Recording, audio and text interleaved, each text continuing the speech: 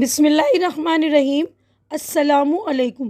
Welcome to S A teaching zone. آج کی ہماری یہ ویڈیو 12 کلاس کی اردو کی ہے۔ بک کا نام ہے گلستان ادب۔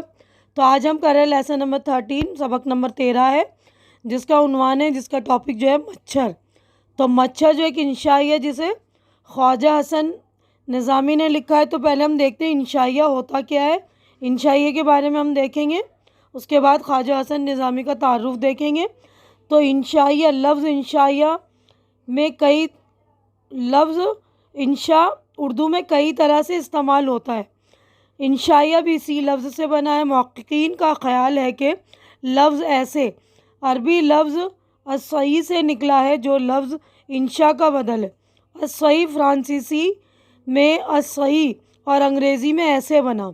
ابتدا میں مضمون نگاری اور انشائیہ نگاری میں زیادہ فرق نہیں تھا، مگر رفتہ رفتہ ان میں فرق پیدا ہوتا گیا، یہاں تک کہ انشائیہ ایک علیحدہ صنف قرار پائی۔ انشائیہ نگار اپنے مخصوص ذاتی مشاہدات اور تاثرات کو بے باکی اور بے تکلفی سے بیان کرتا ہے۔ کہا جاتا ہے کہ انشائیہ میں سنجیدہ اور غیر سنجیدہ موضوعات سے متعلق خیال کے تمام مرحلے خوش طبعی کے ساتھ طے کیے جاتے ہیں۔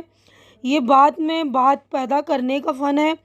انشائیہ نگار مفہوم سے خالی گفتگو میں بھی معنی پیدا کر دیتا ہے، لیکن کبھی کبھی اس کے برعکس بھی ہوتا ہے۔ اختصار اس کی پہچان ہے۔ اس میں مزاح یا ٹھٹول کی جگہ ہلکی پھلکی زیر لب ہنسی پنہاں ہوتی ہے۔ پنہاں یعنی چھپی ہوتی ہے۔ خیال آفرینی اس کی ایک اہم خصوصیت ہے۔ اردو میں انشائیہ کی ابتدا سر سید کے رسالے تہذیب الاخلاق سے ہوتی ہے۔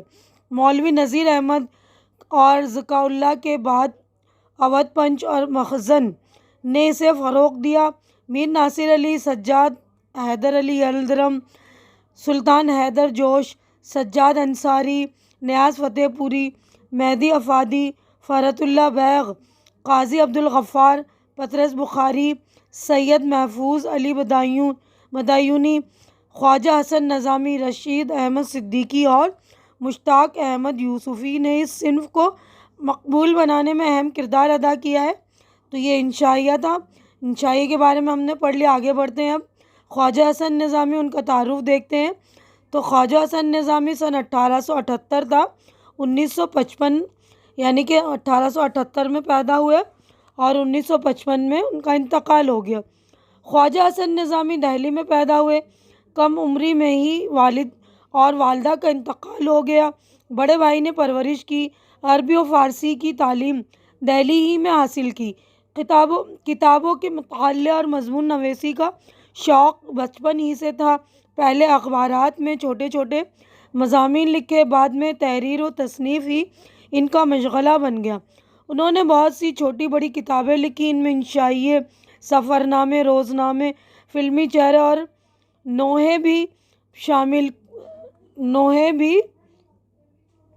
نوحے سبھی کچھ شامل ہیں۔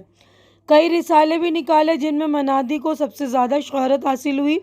خواجہ حسن نظامی ایک خاص طرز تحریر کے مالک ہیں۔ ان کی نثر میں ادبیت، علمیت اور روحانیت کی عجیب و غریب آمیزش نظر آتی ہے۔ ان کا دلکش اسلوب معمولی واقعات اور روز مرہ کی چیزوں کو بھی غیر معمولی بنا دیتا ہے۔ بے تکلفی، سادگی اور لطیف طنز ان کی نثر کی نمایاں خصوصیات ہیں، جن میں دہلی کا روز مرہ اور محاورہ مزید لطف پیدا کر دیتا ہے۔ مرقع نگاری اور منظر کشی میں بھی انہیں مہارت حاصل ہے۔ وہ اپنے چھوٹے چھوٹے جملوں میں بڑی بڑی باتیں کہہ جاتے تھے۔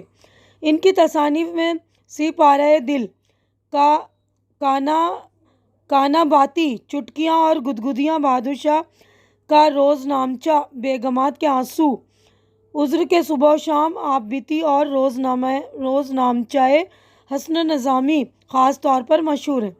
زیر نظر انشائیہ مچھر ان کے اسلوب طرز کی نمائندگی کرتا ہے۔ تو مچھر ان کا انشائیہ ہے، تو مچھر پڑھیں گے ہم۔ ان کا تعارف مکمل ہو گیا ہے۔ تو دیکھیے اس کا ٹاپک ہے مچھر۔ تو اس سبق کو میں پورا نہیں پڑھوں گی، اس کا جو خلاصے کے طور پر آپ کو سمجھا دوں جو مین پوائنٹ ہے۔ خواجہ حسن نظامی اس انشائیے میں یوں لکھتے ہیں کہ یوں تو ایک مچھر ایک ننھا سا پرندہ ہے جس سے ہندو، مسلمان، عیسائی، یہودی سب اس سے ناراض رہتے ہیں اور اس کے مقابلے کے جنگ کے نقشے بناتے ہیں، مگر مچھر کے آگے کسی کی نہیں چلتی۔ امیر غریب ادنا اعلیٰ، مرد عورت، یہ کسی کو نہیں چھوڑتا، اور تو اور پالتو جانوروں پر بھی حملہ کر دیتا ہے۔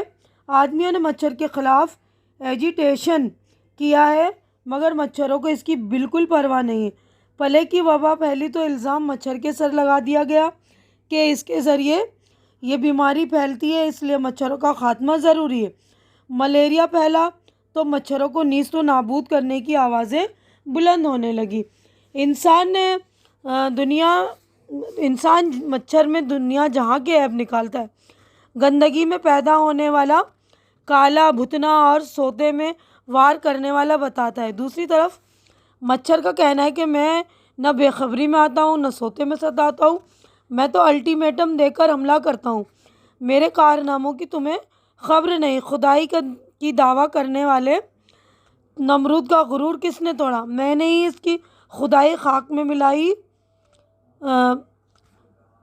خدائی کی دعویٰ کرنے والے نمرود کا غرور جو ہے مچھر نے ہی توڑا تھا نا، تو میں نے اس کی خدائی خاک میں ملائی۔ مچھر کہہ رہا ہے اور تم ناحق بگڑتے ہو، مجھے اپنا دشمن تصور کر لیتے ہو، میں تمہارا مخالف نہیں ہوں۔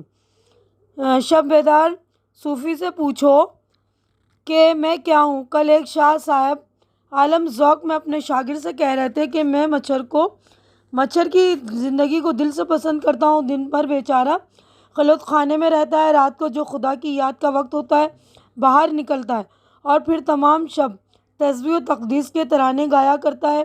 آدمی غفلت میں پڑے سوتے ہیں، اس لیے یہ ان کے کاٹتا ہے کہ یہ بیدار ہو کر خدا کو یاد کریں، عبادت کریں۔ مچھر نے تبصرہ کیا کہ شاہ صاحب کے کلمات سن کر مجھے تسلی ہوئی کہ انسانوں میں بھی انصاف کرنے والے موجود ہیں۔ میں دل میں شرمایا کہ میں نے شاہ صاحب کے پیروں کا خون چوسا تھا، مگر پھر دل کو یہ کہہ کر تسلی دی کہ میں نے تو شاہ صاحب کے قدم چومے تھے۔ اگر تمام آدمی صوفی صاحب کی طرح ہو جائیں اور شب بیداری کریں تو ہماری قوم انسان کو ستانے سے خود بخود باز آ جائے گی، ورنہ یاد رہے کہ میرا نام مچھر ہے، لطف سے جینے نہیں دوں گا۔ تو اس مضمون کا جو ہے تھیم جو ہے یہ ہے کہ مچھر یوں تو ایک حقیر اور ننھا سا پرندہ ہے، لیکن انسان اشرف المخلوقات ہوتے ہوئے بھی اس سے بہت کچھ سیکھ سکتا ہے۔ تو یہاں پر ہمارا چیپٹر مکمل ہو گیا۔ دیکھیے جو لکھنے والے مصنف ہیں ان کا نام ہے خواجہ حسن نظامی۔ اب آگے بڑھتے ہیں، اس والے صفحے کو تو مکمل کر لیا ہم نے۔ آگے جو دیکھیے ہماری مشق ہو رہی ہے اسٹارٹ۔ تو مشق میں پہلا جو ہے لفظ و معنی، تو لفظ و معنی میں پہلا لفظ ہے یورش، حملہ۔ آدم ذات، آدم کی اولاد، انسان۔ ادنا چھوٹا، اعلیٰ بڑا، اطاعت حکم ماننا۔ پائنیر مشہور انگریزی اخبار، چرکا لگانا، زخم لگانا، نقصان پہنچانا۔ سرکشی بغاوت، حکم نہ ماننا۔ شب بیدار، راتوں کو جاگ کر عبادت کرنے والا۔ عالم ذوق، دل و دماغ کی ایک خاص کیفیت۔ خلوت خانہ، تنہائی کی جگہ۔ تسبیح، اللہ کی پاکی بیان کرنا۔ تقدس، بزرگی، پاکی۔ دروغ کو یعنی جھوٹا، شکوہ، شکایت۔ عارفانہ کلمات، معرفت کی باتیں، خدا رسیدہ بزرگوں کی باتیں۔ ندامت، شرمندگی۔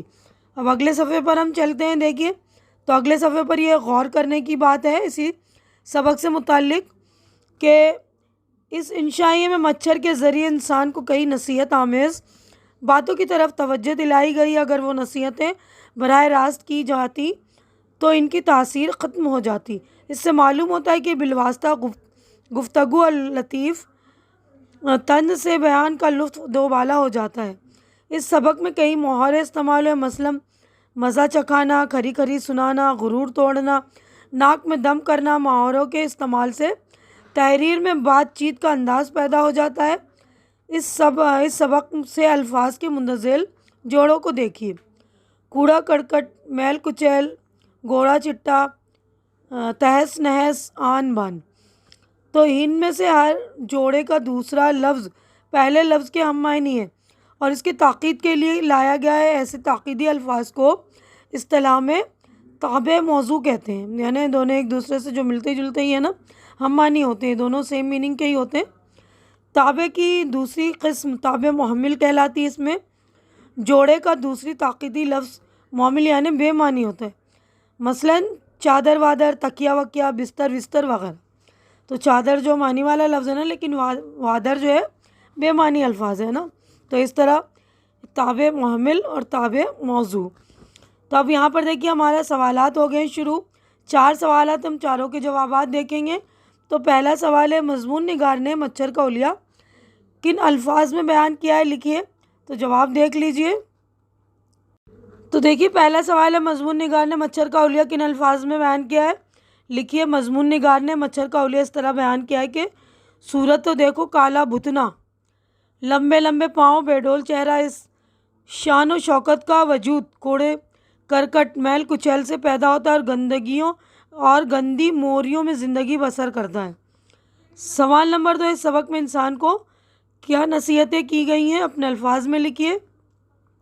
تو اس سبق میں یہ نصیحت ہے کہ مچھر جیسے ننھے پرندے کو حقیر یا ذلیل نہیں سمجھنا چاہیے۔ اسی مچھر نے خدائی کا دعویٰ کرنے والے نمرود کا غرور توڑا تھا اور اس کی خدائی خاک میں ملائی تھی۔ اس کے علاوہ رات کو جاگ کر ذکر الہی اور عبادت کرنی چاہیے۔ سوال نمبر 3 ہے، مصنف نے مچھروں کے کس عمل کو شوخیانہ ریمارک قرار دیا ہے؟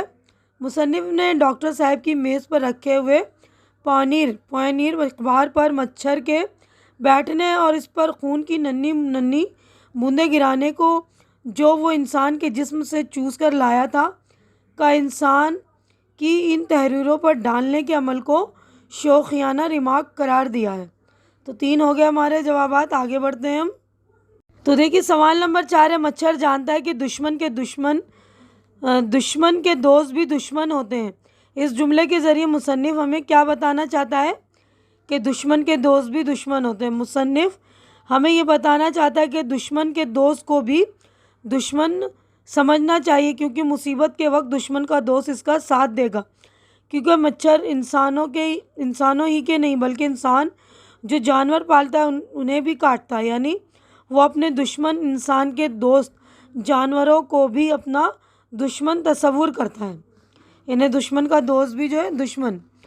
تو اس کے بعد عملی کام ہے ہمارا، تو عملی کام ہم دیکھتے ہیں۔ تو دیکھیے عملی کام میں اس سبق میں مچھر اور انسان کے درمیان مکالمے کے کچھ اقتباسات اپنی کاپی میں نقل کیجیے، اور اس کے بعد اس مضمون میں جو محاورے ہیں ان میں سے 5 کا اپنے جملوں میں استعمال کیجیے۔ خواجہ حسن نظامی کے ذریعے لکھے ہوئے انشائیوں کو مطالعہ کیجیے، انشائیے میں آئے ہوئے انگریزی الفاظ لکھیے۔ تو ہم یہ سارا کام کریں گے، اور یہ جو ہے خواجہ حسن نظامی کے ذریعے لکھے ہوئے انشائیوں کو مطالعہ کرنا، یعنی آپ کو اس کی ریڈنگ کرنی ہے۔ خواجہ حسن نظامی نے جو انشائیے لکھے ہیں، باقی کے جوابات ہم دیکھ لیتے ہیں۔ تو دیکھیے اس میں جواب یہ ہے نا کہ انسان اور جو مچھر کے درمیان مکالمے ہوئے تھے، یعنی ڈائلاگ بازی جو ہوئی تھی، تو انسان بول رہا ہے مچھر بڑا کمزاد ہے، کوڑے کرکٹ میل کچیل میں پیدا ہوتا ہے اور گندی موریوں میں زندگی بسر کرتا ہے۔ بزدلی تو دیکھو اس وقت حملہ کرتا ہے جبکہ ہم سو جاتے ہیں اور سوتے پر وار کرتا ہے۔ بے خبر کے چرکے لگانا مردانگی نہیں۔ صورت تو دیکھو کالا بھتنا، لمبے لمبے پاؤں، بے ڈول چہرہ، اس شان و شوکت کا وجود اور آدمی جیسے گورے چٹے خوش و وضع کی دشمنی۔ اب مچھر کہہ رہا ہے، دیکھیے مچھر کے ڈائلاگز ہیں، جناب ہمت ہے تو مقابلہ کیجیے، ذات صفات نہ دیکھیے، میں کالا صحیح بد رونق صحیح، مگر یہ تو دیکھیے کہ کس دلیری سے آپ کا مقابلہ کرتا ہوں اور کیوں کر آپ کی ناک میں دم کرتا ہوں۔ یہ الزام سراسر غلط ہے، میں بے خبری میں آتا ہوں اور سوتے میں ستاتا ہوں، یہ تو تم اپنی عادت کے موافق سراسر ناانصافی کرتے ہو۔ حضرت میں تو کان میں آ کر الٹیمیٹم دے دیتا ہوں کہ ہوشیار ہو جاؤ، اب حملہ ہوتا ہے، تم ہی غافل ہو تو میرا کیا قصور۔ تو یہ دونوں کے جو انسان کے اور مچھر کے ڈائلاگ تھے۔ اب اس کے بعد دیکھیے اگلا سوال تھا، اس مضمون میں جو محاورے آئے ہیں ان میں سے 5 کا اپنے جملوں میں استعمال کیجیے۔ تو جو محاورے آئے ہیں مضمون کے، دیکھیے یہ محاورے ہیں۔ پہلا ہے نیند حرام کرنا، اس جملوں میں استعمال ہے، مچھروں نے رات بھر کاٹ کر نیند حرام کر دی۔ اب اگلا محاورہ دیکھتے ہیں ہم۔ دیکھیے اگلا محاورہ مزہ چکھانا، اکثر بچے لڑتے ہوئے کہتے ہیں بیٹا ایسا مزہ چکھاؤں گا کہ نانی یاد آ جائے گی۔ کھری کھری سنانا احمد نے محمود کو ایسی کھری کھری سنائی کہ وہ دم بخود رہ گیا۔ غرور توڑنا، مچھر جیسے ننھے پرندے نے نمرود کا غرور توڑا۔ ناک میں دم کرنا، صبح سے رات تک ٹریفک کے شور نے ناک میں دم کر رکھا ہے۔ اب خواجہ حسن نظامی کے ذریعے لکھے ہوئے ان شاعریوں کا مطالعہ کیجیے۔ تو جواب جو ہے دیکھیے بچے، اپنے اسکول کی لائبریری میں خواجہ حسن نظامی کی کتابیں سپارہ دل، کانا باتی، چٹکیاں اور گدگدیاں ہو تو ان میں سے کوئی ایک کتاب لے کر ان کا انشائیہ پڑھیے۔ تو آپ لائبریری میں جائیے، معلوم کیجیے کہ خواجہ حسن نظامی جو ہے ان کی کتابیں ہیں تو اگر پڑھیے۔ انشائیے میں آئے ہوئے انگریزی الفاظ تھے نا، جرنل، ایزیٹیشن، پونیر، ریمارک، الٹیمیٹم۔ تو یہ ہمارا جو ہے عملی کام بھی مکمل ہو چکا ہے۔ اب آگے بڑھتے ہیں ہم۔ تو دیکھیے ہمارا عملی کام بھی مکمل ہو چکا، تو میں اپنی ویڈیو یہیں پر مکمل کر رہی ہوں۔ پورا چیپٹر کمپلیٹ ہو گیا۔ امید ہے کہ جو کچھ میں نے آپ لوگوں کو سمجھا اچھی طرح سے سمجھ میں آ گیا ہوگا، اور میری ویڈیو بھی آپ لوگوں کو اچھی لگ رہی ہوگی۔ اچھی لگ رہی ہے میری ویڈیو تو اسے لائک کیجیے، زیادہ سے زیادہ شیئر کیجیے، تاکہ جو بھی ضرورت مند آپ کے فرینڈس وغیرہ ان کی ضرورت پوری ہو سکے، ان کو ہیلپ مل سکے۔